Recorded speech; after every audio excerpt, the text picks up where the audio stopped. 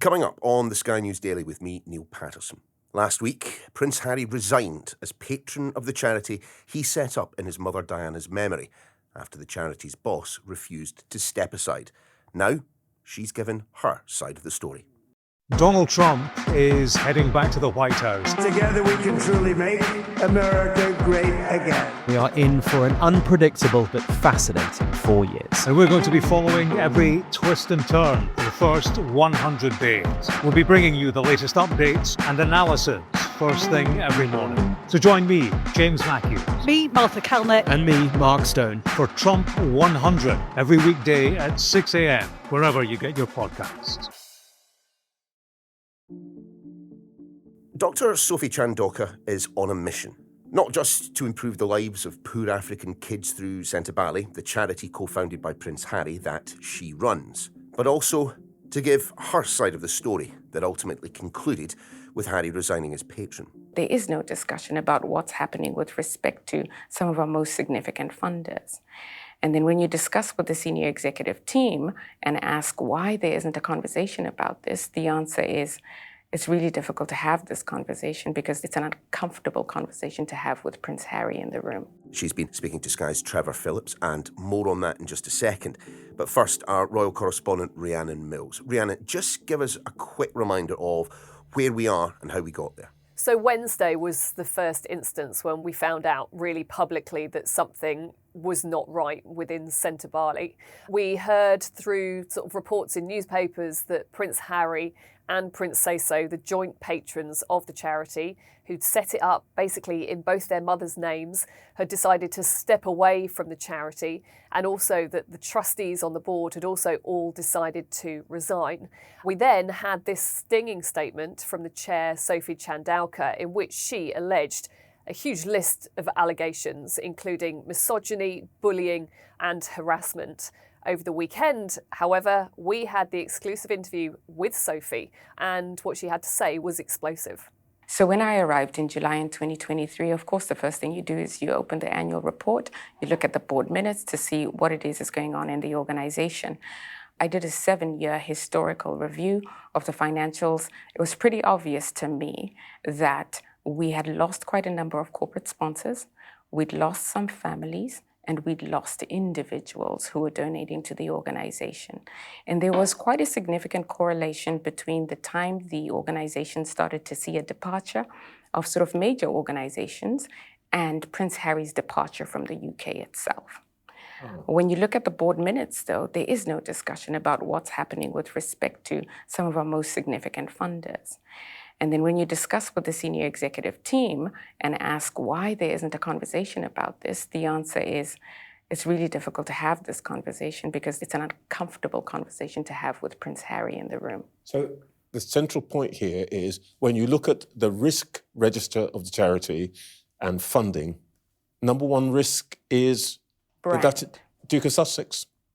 Yes. There was belligerence and there was an insistence on raising of topics that were not even on the agenda of the day. An example might be Prince Harry decides that he wants to appoint an individual to the board with immediate effect, and somehow everybody's just supposed to tolerate that. Sophie, let's talk about where things, as you saw it, started to go wrong. One of the incidents was the fundraising polo tournament, which is one of the ways in which Sentebale raised a lot of money. What happened? We had a very generous family that was happy for us to use their polo grounds at a material discount. And then about a month before the event was about to take place, Prince Harry called the team and said, I'm doing a Netflix show, and I would love to bring a camera crew so that I can include some footage in this show. And of course, the venue owner says, this is now a commercial undertaking, so here are my terms. We couldn't afford it, so now we lost the venue. We were lucky enough that through Prince Harry's connections, actually, and a friend of his, there was another family that was prepared to host. The show went on, but there was a lot of disruption. On the actual day, the Duchess decided to attend, but she told us she wasn't attending. And she brought a friend, a very famous friend. So you can imagine all of the activity that goes with these additional amazing people. We're excited about it. We would have been really excited had we known ahead of time, but we didn't. And so the choreography went badly on stage because we had too many people on stage. The international press captured this, and there was a lot of talk about the Duchess and the choreography on stage and whether she should have been there and her treatment of me. Prince Harry asked me to issue some sort of a statement in support of the Duchess, and I said I wouldn't. Not because I didn't care about the Duchess, but because I knew what would happen if I did so, number one. And number two, because we cannot be an extension of the Sussex. What would have PR happened machine. if you had simply just said, there's nothing wrong with what the Duchess did? And then she'll get even worse trolling. That's what would have happened. OK, look, you said that Prince Harry wanted to, I'm quoting here, force the failure of the charity. Why on earth would he want a charity he founded in memory of his mother to fail? To be honest, it's a last resort. Really, what Prince Harry wanted to do was to eject me from the organization, and this went on for months. It went on for months through bullying, harassment. When that failed, Prince Harry started to brief, and his team, sponsors that I'd been speaking to against me and the charity, because that is a sure way of getting me out if it's seen as though I'm not being successful in my fundraising efforts. I mean, Rhiannon, where to begin with that? Look, I suppose a point we should make is that Sentebale was very, very personal to Harry, wasn't it? It is, and it was basically the entity that made people take a step back and think, do you know what, this isn't just a prince who likes a laugh. He spent his gap year in Lesotho, and he has been consistently kind of committed to that charity and what he can do to raise money for it. So the fact that now there seems to be this complete unravelling between the chair, Sophie Chandauka, the trustees, the patrons, well, Prince Asa and Prince Harry, in their statement, they described it as absolutely heartbreaking. I mean, correct me if I'm wrong here, but it certainly feels that the breakdown in the relationship between the patrons and the head of the charity pretty much started with a polo event back in 2024. And this, for me, actually, is a bit of the problem with the breakdown that we've seen here. It would be quite easy to look at this as a kind of tit-for-tat battle. Certainly the way that it's going to be reported in the tabloids is Sophie Chandauka fell out with the Sussexes because the whole Netflix thing that was going on and then wanting to get publicity. But I think what's really important and we need to take away from her interview are some more serious points, I would say. So, for example, the allegations that she makes of harassment and bullying within the board meetings. Of course, the trustees, former trustees, say all of that is completely false. I think there's also the questions that she raises about the direction of the charity. This was a charity that was set up nearly 20 years ago. Was it fit for purpose now? Did it need to change? And were there people within the organisation who were stopping that? The trustees would say that, again, is without foundation. And also, I think there are questions to be raised about the finances of this charity and what exactly was going on in terms of the fundraising, who exactly was upsetting sponsors. So yeah, I think it's really important that we drill down into what are some really serious questions about the running of this charity. And I suppose not just get distracted by he said, she said at a polo match.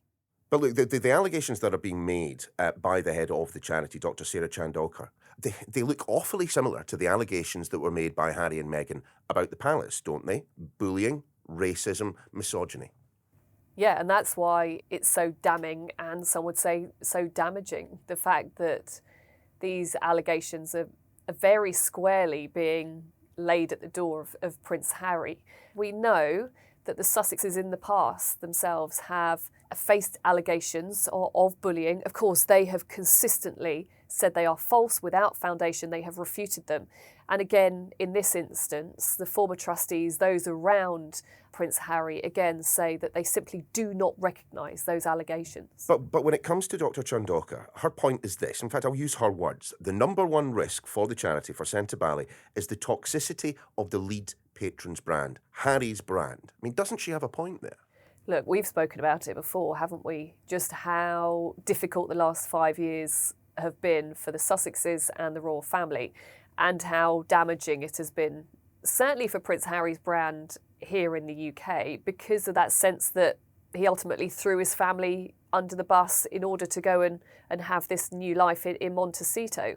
So, look, I think there possibly is something in what she's saying in terms of The fact that people may have wanted to take a step away from Prince Harry after everything that was said and done, especially in things like his book Spare and the Netflix documentary. However, if you talk to those close to Prince Harry, they'll tell you a different story, and they will suggest that Sophie Chandauka and her conduct may have had something to do with sponsors wanting to step away. And that is why this is so acrimonious. Both sides clearly very angry, vitriolic, and wanting to put across their point. Well, both seem to be arguing the same when it comes to fundraising. Dr. Chandauka, she says that, because of the toxicity of the brand, money was not flowing in. From the side of the Sussexes, they say that money was being spent improperly by the charity's new boss. And this is another thing that those who are close to the former trustees and the patrons want to point to, is how much money was spent on consultants in the year 2023 to 2024. They say it's around £500,000.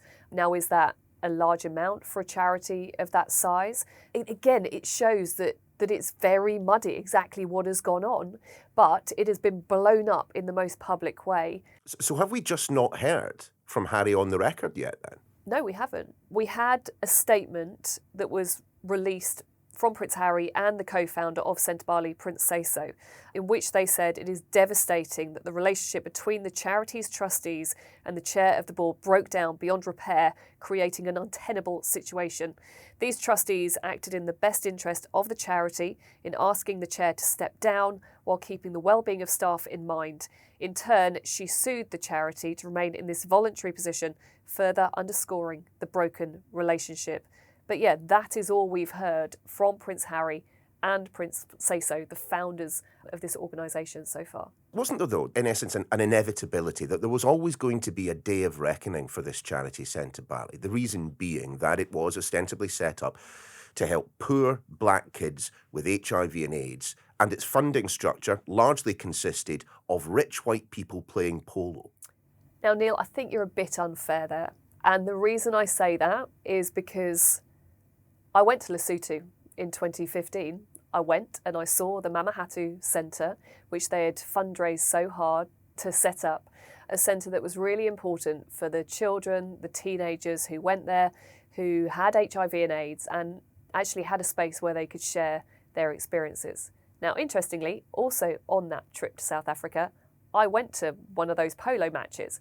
And look, don't get me wrong, it could not feel in some ways more incongruous, the two different settings, the poverty of Lesotho, and then to be in kind of this very swanky polo field in Paarl, surrounded by vineyards. There is a massive difference between the two, but those polo matches have raised a huge amount of money to help young people. Of course, whether that is a charity structure that feels modern and of this moment and feels like it is the best use of Prince Harry and Prince Say-So wanting to do the right thing is an entirely different question. And I think that is what Sophie Chandauka was trying to say in her interview was, we've got to stop infantilising, she says, Sentebale. It was set up a very long time ago. They needed to move on. And she said that within the board, there were those who'd been there for a very long time and they were obstructing that ability to move on. But I kind of thought that the Royals had learnt the lessons from William and Kate's disastrous trip to the Caribbean. The white saviour stuff just doesn't play anymore.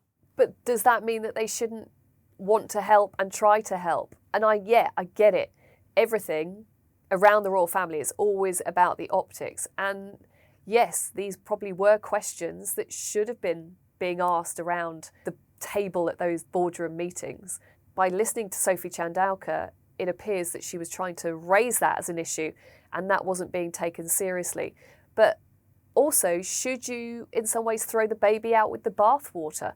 This ultimately was a charity that Prince Harry and Prince Say-So set up with the best intentions at heart. And should they therefore be cast aside in terms of that charity going forward? These are all of the questions that need to be unpicked within this. But the fact that it has come to such a kind of catastrophic head like this is just for me, having seen the work they do, it's extraordinary. Yeah, I suppose that the one thing that both of us can say with certainty on this podcast is that no one emerges from this looking good. No, they don't. And I think that's part of the problem, is it's become so personal. And that's why I say about the polo match. Yes, it's a good example, and we've got the pictures of it, and we can see the slightly awkward sort of photo opportunity moment that happened between Sophie Chandauka and the Sussexes. But I think it's so important that we don't just get distracted by that there is a serious look at what was going on within that charity. And actually, was it a clash of personalities, or was it a more fundamental issue with the charity and the fact that it did need to change, it did need to move on, and there were people obstructing that? That is your lot for today. Before you go, though, we want to know what you think about the Daily and Sky's podcasts in general. There's a link to a survey in the podcast description. I promise it shouldn't take you long at all, and we really do appreciate the feedback. The Daily is back again tomorrow.